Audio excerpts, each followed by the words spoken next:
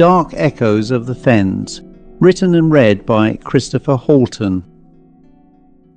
At the end of the Great War, I was cashiered out of the military with the rank of captain, having served and survived endless battles and campaigns along the Western Front, though survival is a generous word for the condition in which I emerged.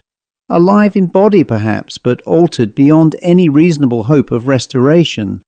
6 long years of horrors too difficult to describe without reopening wounds better left sealed, and the steady loss of friends and colleagues in one pointless engagement after another drove me to seek some measure of inner salvation in the quiet geography of flat fields, marshes and dykes that comprise the Lincolnshire Fens. Here the sudden roar of thunderous storms replaced the sound of cannon. The screams of men gave way to the harsh mechanical rasp of the corncrake, and the smoke of artillery and small arms was exchanged for a silent mist that rolled gently from the water's edge, enveloping all in a grey shroud of stillness. Here was an ancient wetland that offered me sanctuary from the world of the living, and in some small measure I felt protected by the invisible dead who had once lived and died here, leaving their mortal presence risen above the floodplain in small villages and farms, and with their memories immortalized on stone in the medieval churches as a testament to their past existence. Yet even then, as I settled among those fields and waters, I could not wholly rid myself of the uneasy thought that such protection might be offered only to those who had already, in some essential part, crossed the same boundary as the dead themselves, and come to rest in a silent, unsettled peace with forces beyond human comprehension. Deep within me, however, the faces of the terrified and the memory of bodies broken beyond recognition continued to shatter my dreams each night, no matter how diligently I sought to place distance between myself and them in the outward calm of that solitary landscape. My safe harbour in this watery landscape was Marian House, an attractive brick and tile former 18th century farmhouse standing on the very fringes of the marsh and looking out across it. Each evening the wetlands glistened beneath the sinking sun as day loosened its tenuous hold upon reality and yielded almost imperceptibly to that dreamlike dominion of ghosts, ghouls and old legends for which the district was long notorious. I arrived there in March of 1920, accompanied only by Landseer, my faithful Irish wolfhound, and Robert Jenkins, my former Batman, who had served me during my attachment to General Headquarters in the final months of the war, shortly before the armistice of 1918. Jenkins, as should be explained, was by nature a dour and taciturn Welshman from the Rhondda Valley, a man who had found his calling in my service, rather than return to a smoke-filled landscape, scarred by coal collieries, pit-heads, slag heaps, and the black arteries of tram lines and railways. He was dutiful and steadfast, and as loyal in his way as Landseer himself. Having served on the Somme, he had sustained shrapnel wounds that rendered him unfit for further duty on the Western Front, and it was for this reason that he had been placed in my care instead. His injury left him with a limp, sufficient to bar any return to the trenches, a circumstance for which, he would occasionally remark, he thanked God in his wisdom for delivering him from further carnage. In that respect at least we were alike, for though the war had spared us both, it had left neither of us untouched, and his quiet demeanour bore the unmistakable mark of suffering still unresolved. Life in the house was at first relaxed and agreeable during the warmer months, and each morning seemed a small benediction, greeted by birdsong and the occasional cooling breeze on even the hottest days. Set against the darkness of our former lives, of grime, blood and incessant labour, it was as though we had been admitted by some clerical error to the very gates of heaven, and Jenkins, a devout churchman, was not slow to remark upon it, That illusion endured until September, when I engaged several local fen men to assist in the re-landscaping of the rear garden. The area in question had previously been occupied by a cluster of old outbuildings, long fallen into a parlous state. Constructed chiefly of timber, they were too worn and weary to justify repair, and I therefore ordered their demolition, with the intention that the ground be levelled and tilled for a lawn, and shrub borders laid out in due course. The land there, like the house itself, stood upon a slight rise above the surrounding fens, and appeared sufficiently dry to support the undertaking. I had already caused fencing to be erected around the garden as a clear demarcation between the cultivated ground and the wider landscape beyond. All proceeded without incident until one of the men, breaking up the compacted earth beneath the floor of what I had taken to be a former livestock shed, struck something that was neither brick nor root. It was there, in a shallow and unmarked grave, that the remains of two human skeletons were discovered, laid close together and long concealed beneath the soil. The workmen, naturally shocked by the discovery, summoned Jenkins, who had been overseeing their labours, and he in turn came to me as I sat reading in the library, the early autumn light lying warm and deceptively benign upon the room. I accompanied him back to the garden, where the men stood gathered in uneasy silence around the exposed ground. From my years in the trenches, I had acquired an unfortunate familiarity with the human frame, and it was at once apparent that the remains were those of a man and a woman, both fully grown.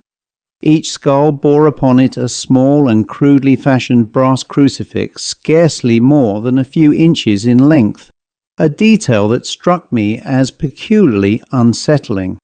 The bodies had been laid out with care, their arms crossed neatly upon the chest and their legs set straight, and were found at a depth of some 4 feet beneath the surface.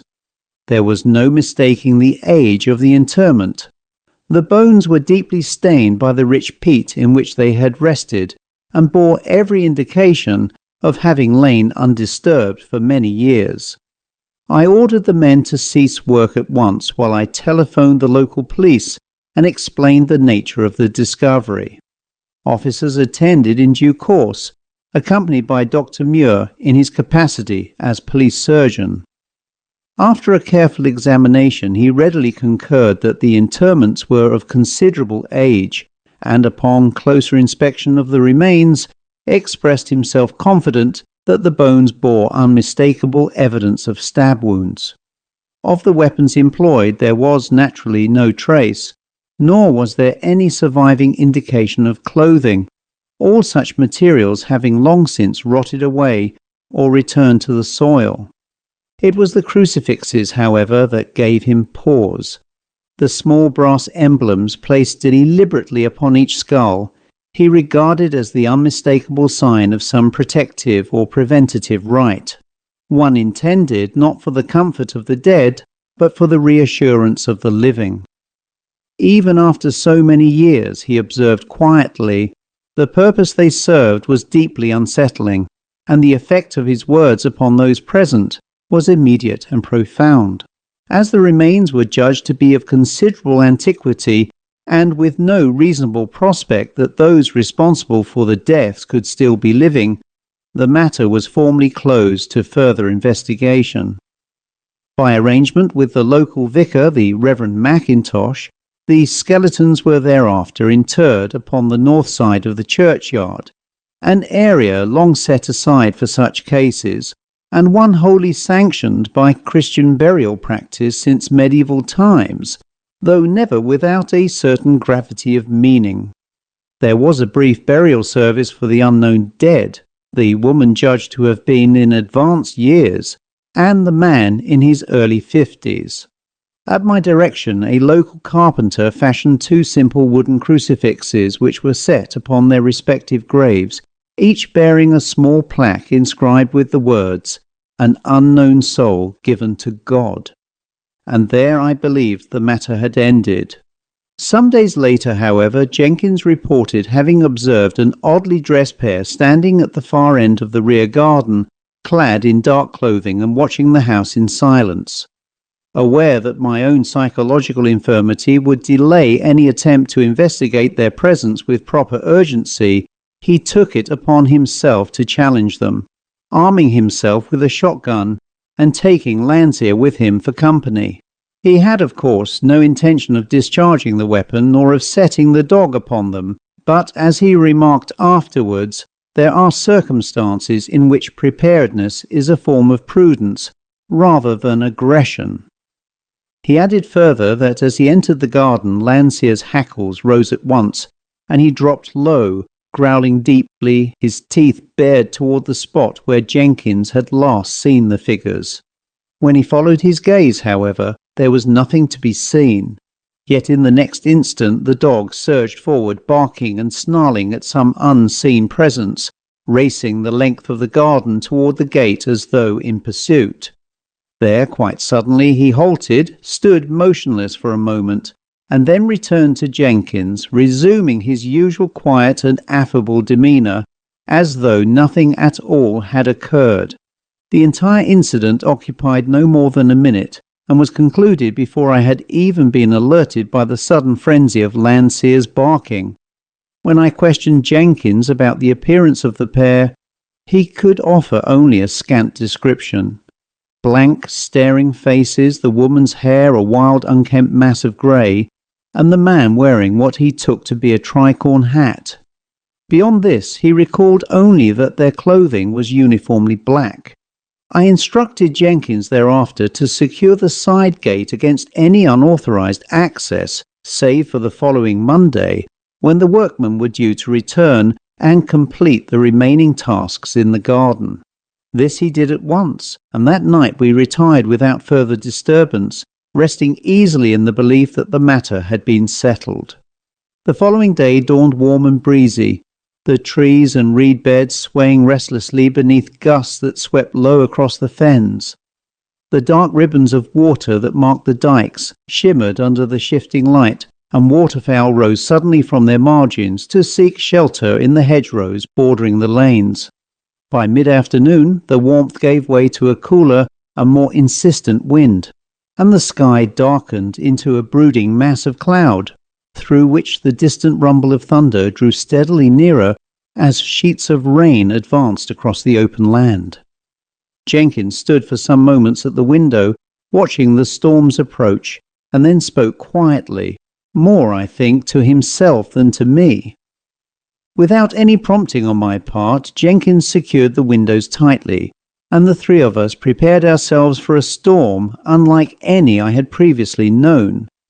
For both of us, the sudden flashes and violent concussions carried an unwelcome familiarity, dragging the mind back toward the trenches of the Great War, and to that perilously thin boundary which seems at times to separate this world from the next. Even Landseer, ordinarily fearless, crouched low in a corner and set up a mournful howling that cut through the din like a living thing. I found myself ill-equipped to bear it.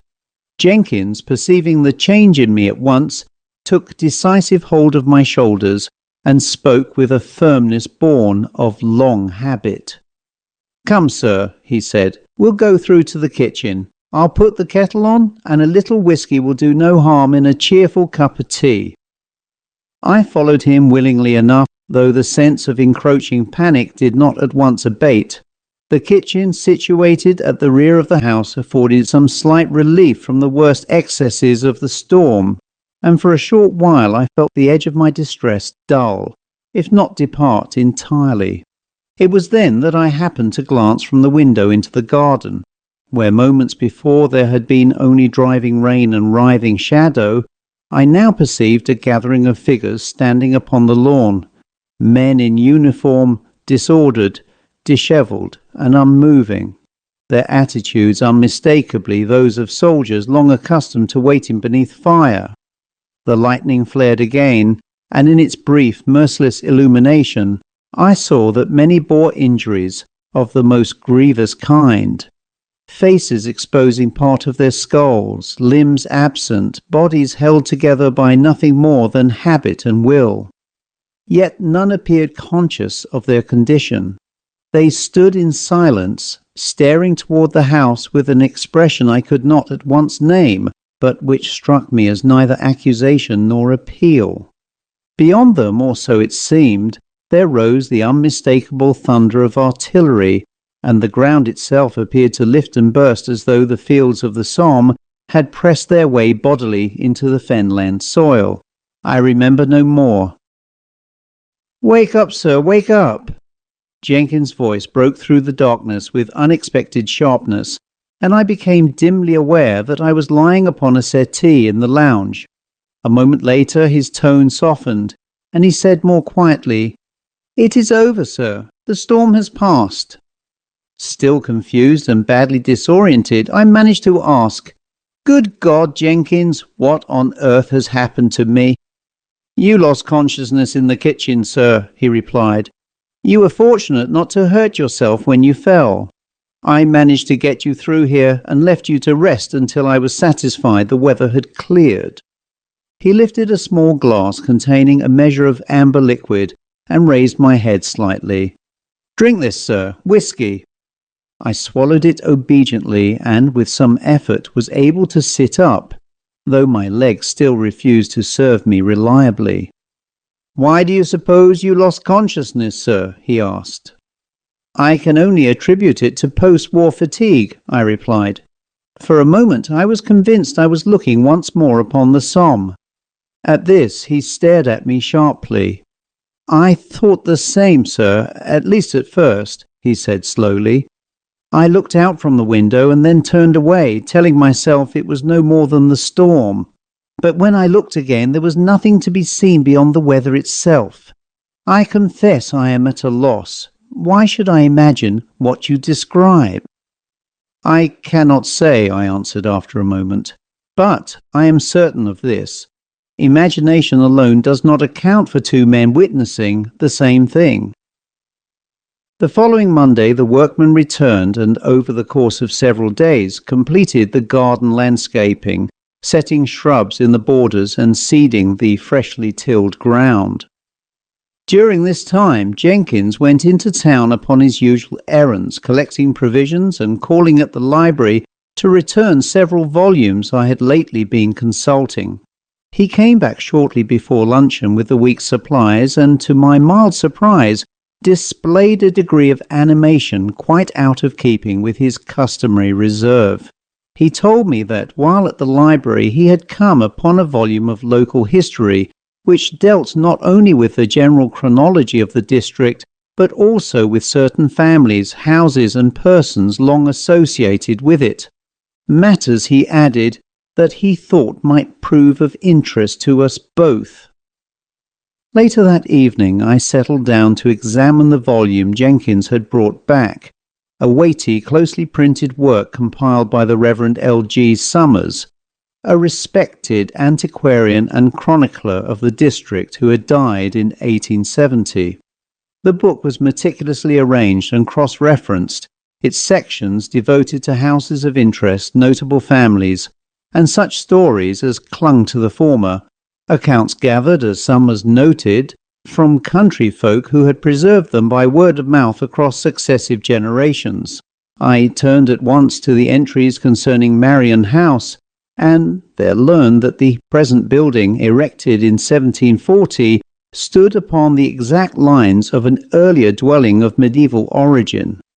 The former structure, Summers recorded, had been destroyed by fire not through accident, but by the deliberate action of local inhabitants who had come to resent its occupants, whom they accused of engaging in dark and improper practices.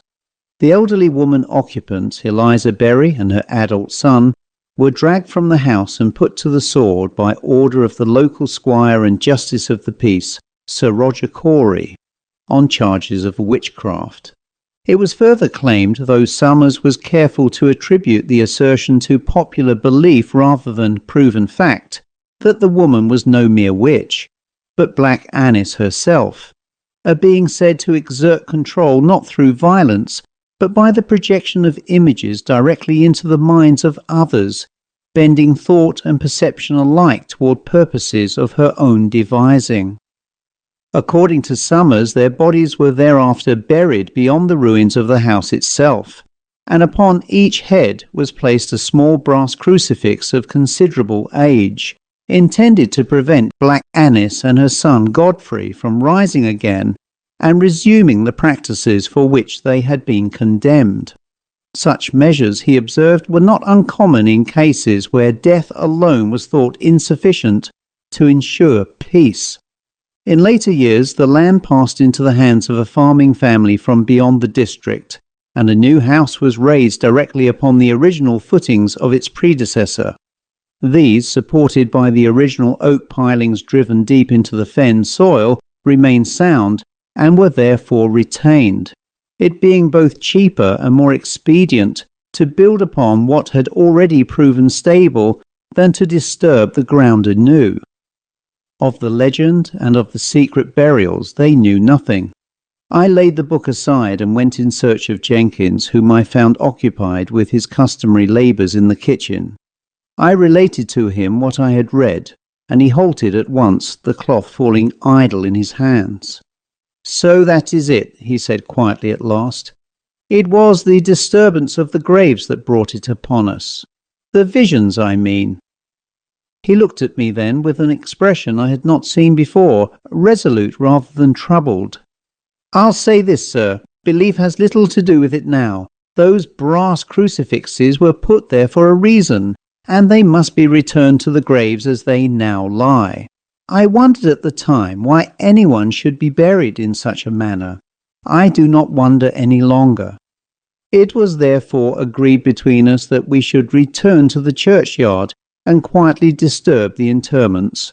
The remains, we knew, lay enclosed in Hessian bags, scarcely a couple of feet beneath the surface, rather than at the customary depth prescribed for ordinary burial. Our intention was a simple one, to replace the brass crucifixes in each bag and thereafter to restore the earth as we had found it. No record would be altered, no stone disturbed, and no living soul need ever be the wiser. We undertook the task the following evening, choosing the hour when the churchyard lay empty and the light had begun to fail. The air was close and unnaturally still, and though there was no wind, the yew branches above the graves stirred faintly as we set our tools to the ground. We worked without speaking, not from any prior agreement, but because speech felt inadvisable, as though words themselves might invite attention. It was while we were exposing the first of the Hessian wrapped remains that the pressure became unbearable. My thoughts broke apart without warning. The ordered progress of memory dissolved, and in its place came the full ungoverned weight of the war. The psalm once more, the mud thick upon my boots, the cries of men I had sent forward knowing full well that some would not return. Faces crowded in upon me, friends, subordinates, boys scarcely old enough to shave, all staring with the same mute expectancy. The guilt I had learned to master in daylight returned with a force that robbed me of breath. I dropped my tools and fell back against the disturbed earth, overcome. Tears came then, violent and humiliating, my chest heaving as the restraint I had carried since the armistice finally gave way. I sobbed aloud, clutching at the grass like a man newly wounded, seized by the certainty that I had no right to peace, nor even to survival, when so many better men had been denied both. Jenkins felt it too. I could see it in the rigid set of his shoulders and the tremor that ran through his hands. Yet where I faltered, he held fast. Kneeling beside the second grave, he bowed his head and began to speak, his voice low but steady. "Our Father, who art in heaven." As he continued, the yew branches above us stirred once more, though the air remained otherwise still, and from beyond the churchyard wall came a thin, rasping cry, like a corncrake calling far too late in the season, where no bird had any business to be. The sound rose and fell uncannily in time with the cadence of his prayer, pressing close to the mind rather than the ear, until it faltered and fell abruptly silent as he reached the words, "Deliver us from evil." The intrusive thoughts pressed harder then, no longer chaotic but persuasive, that the crucifixes were unnecessary, even cruel, that the dead wished only to be left as they were, that we had no authority to interfere further. The warmth of those suggestions was the most dangerous thing of all. I recognized them as foreign only because they did not feel earned. With an effort that left me shaking, I forced myself upright and returned to the task. My hands trembled, and my sight swam. But together, Jenkins praying softly and I working in silence, we placed the brass crucifixes back among the bones and restored the coverings as they had been before. The moment the earth was returned and pressed down, the oppressive weight lifted abruptly, leaving behind only exhaustion and a profound sense of violation. We restored the ground as carefully as we were able. When at last we stood back, the churchyard lay as it had before, silent and unremarkable. No sound followed us as we left, and no shadow moved among the stones. That night the house lay quiet. There was no storm, no vision, and no further disturbance in the garden. Landseer slept heavily and did not stir. For the first time since the discovery, I passed the hours of darkness without waking. Yet I understood then that what we had achieved was not a victory. The resistance we had felt was not rage, but reluctance, as though something long accustomed to obedience had been, for once, denied. The pain receded slowly, unevenly, as pain does when it has been borne rather than resisted, and by morning both Jenkins and I were ourselves again, though neither untouched. In the months that followed, life resumed its outward course. The garden flourished, the house settled, and the fens returned to their vast, deceptive calm. But I no longer mistook stillness for peace. Some presences do not depart when denied, they merely withdraw, waiting upon another disturbance, another moment of weakness. In such places nothing is ever laid to rest, only left alone. The End.